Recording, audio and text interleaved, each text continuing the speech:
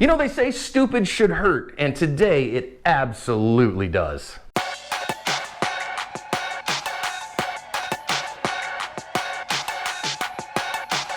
Hi friends, welcome to today's bonus badge cam lesson here at Active Self-Protection. I'm your host as always, John Correa, and with me, career law enforcement officer Mike Williver. Today's video comes to us from Naples, Florida. In a stunning, beautiful example of Florida man. BakerTargets.com is where I get the targets you see me shoot all the time on Active Self-Protection Extra.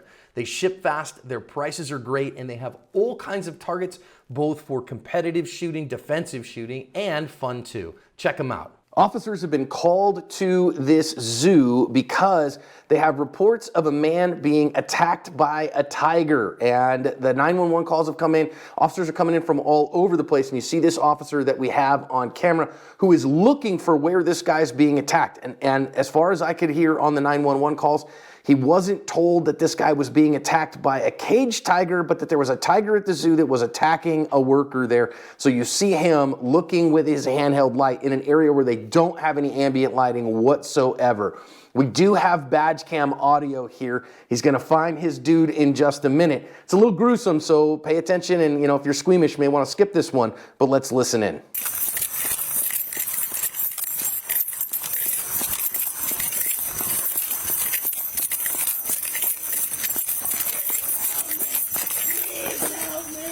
Oh my God. Is that real? Yeah. Please. Oh my God. Please help me. Echo. Please help me. Please. Please help Hey, me. you're gonna have to fucking shoot Please. Oh my God. that. You got a tranquilizer? No. I know I would be like,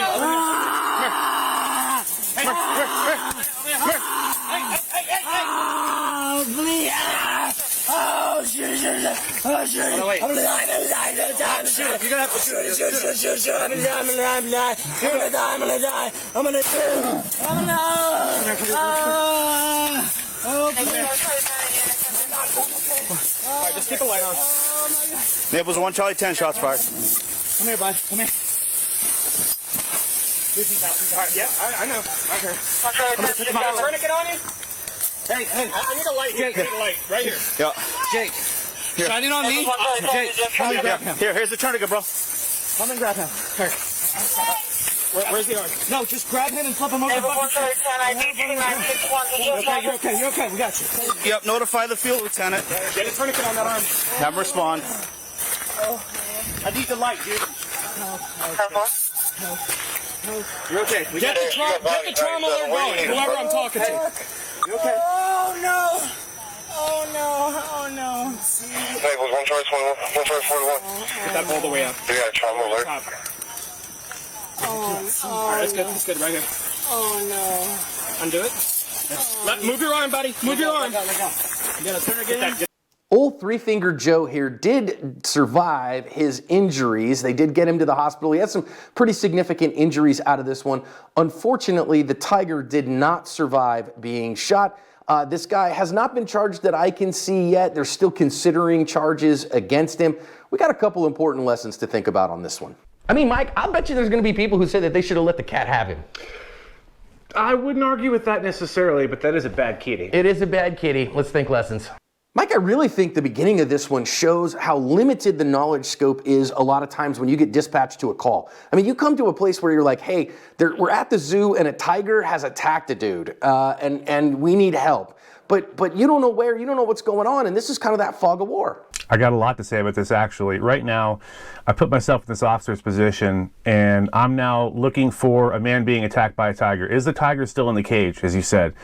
Maybe, maybe not. If I'm going up against a mature tiger with a pistol, a mature tiger who's not caged with a pistol, I do not like those odds of getting a kill shot at a tiger, potentially advancing at me at a high rate of speed. No, thank you. I do not want that fight. But this is where he finds himself, and he has a duty to go and look and do what he can to save this young man. And I really think here that idea that says he's moving towards the problem, looking to see what would happen, I think this is just really admirable on everybody's part.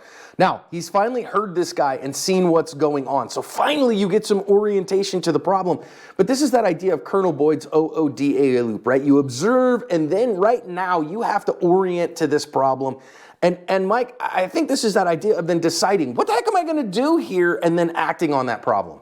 You know, you never know what you're going to find or come across any given day as a law enforcement officer. This is a very good example of that. I'm sure this was not on his list of things that would possibly happen during his shift.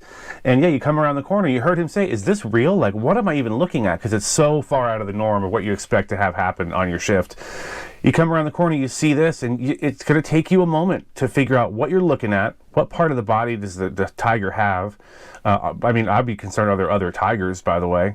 There's just a million things going on. I think he oriented to this situation as quickly as anyone could expect him to. And of course, you heard the firefighter there. I mean, as soon as they come up on him, the firefighter said, you're going to have to shoot that cat. I mean, you got to shoot that cat right now. So when you make that decision, and I get it, some people are going to say, nah, they should have just let the tiger eat him. I think that's heinous and wrong, and obviously a human life is worth far more than even a beautiful and majestic tiger.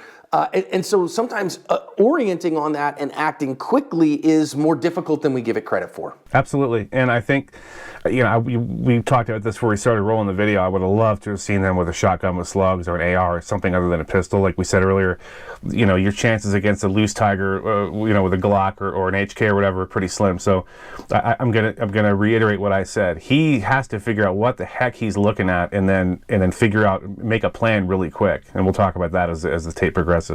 So he decides in this moment, okay, I've got a big bright handheld light. I think the bright handheld's super important, but now he's got a gun and we can just see right there with a light on it. And so my advice to you here, when you recognize that problem, especially when you have both, and if you go, no, I got to use my gun, it has a light on it for a reason as a law enforcement officer. Learn how to use your handheld light, because otherwise what he ends up doing here is he's trying to figure out, how do I get all this to work together, which he hasn't practiced very much. And I know most officers don't get a whole lot of practice, Mike, with their low light training, but that's why you've got the light on the gun. Absolutely. We talk about this time and again. You know, just ditch that light, put it in your back pocket, do whatever you got to do with it, but get it out of your hand. Use that weapon mounted light. I mean, I don't know if there was a problem with the light, or if, you know, the batteries were out or something, but you know, yeah, switch to the gun mounted light, and you know, use your marksmanship skills as you would during any other situation. Although, you know, it's kind of like the cop with the clipboard. The guy's trying to shoot him, and the cop keeps putting the clipboard up, and the guy won't shoot because the clipboard's in the way. It's like it's that little barrier in your mind. You're like, there's a thing in the way. I need to get closer in. I need to make this super surgical shot from, you know, almost contact distance. But you know, it's one of those things. While we do these videos, someone may see this and learn, okay, I don't need to get that close to make this shot. Right, and I get it. He wants to put the gun past the barrier, right? He wants to say, no, I'm not going to miss. I've really got this guy together. But again, he's got a red dot mounted pistol. He's got a pistol mounted light on the pistol. Stick that handheld light under your armpit or in your back pocket. Get two hands on there, and I mean, from a yard or two, you can put it in that tiger's eyeball if you need to. And I lament the fact that it needed to happen. And I know some people are going to ask, Mike, well, wait a minute. Should he have OC sprayed or, you know, tried to do something else? In this case, I don't think so. I think human life is at stake, and he should absolutely have shot this tiger. Yeah, he went in there. This is a very stressful situation, by the way. This guy's screaming bloody murder. There's a freaking tiger 3 feet away from you. That tiger has dinner, man. He's not letting go of that with a little spicy hot sauce. That's not going to do the trick. And frankly, we don't have the time to try other things other than what we know was probably going to work, which sadly means shooting the tiger. Yeah, I mean, life is at stake here. You got to act. Now, of course, at the end here, thank God the professionals were already there and were coming in as well. So these are, you know, paramedic, EMT, firefighters, those kinds of things.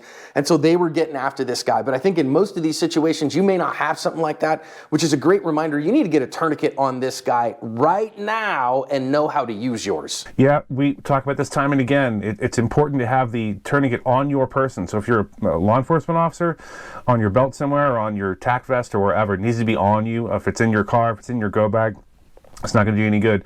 But not only have the tourniquet on you, but have it staged properly, as we always talk about. Have the windlass in the right position and have some training. Tourniquet training, like any other training, trauma-related training, is perishable. And if you haven't done it, you haven't gone through the motions in a while, it's critical for you to get to a class every year or two and just practice this sort of stuff. Because if you don't do it, it's not going to be an automatic thing, an automatic skill that you're able to remember in a moment of extreme stress like this. Yeah, and you notice here the officer is going to his, ankle kit for his tourniquet, and I think that's admirable and that's good. I do think here, my one reminder to everybody from the trauma training that I've had, remember when you put a tourniquet on, it should hurt before you touch the windlass. It should be miserable to whoever you're putting it on before you ever start cranking that windlass down. That's how you're gonna get occlusion. I think this officer is put in a terrible situation, Mike, and I think that given all the circumstances, I think he did pretty well. I think he covered his ass.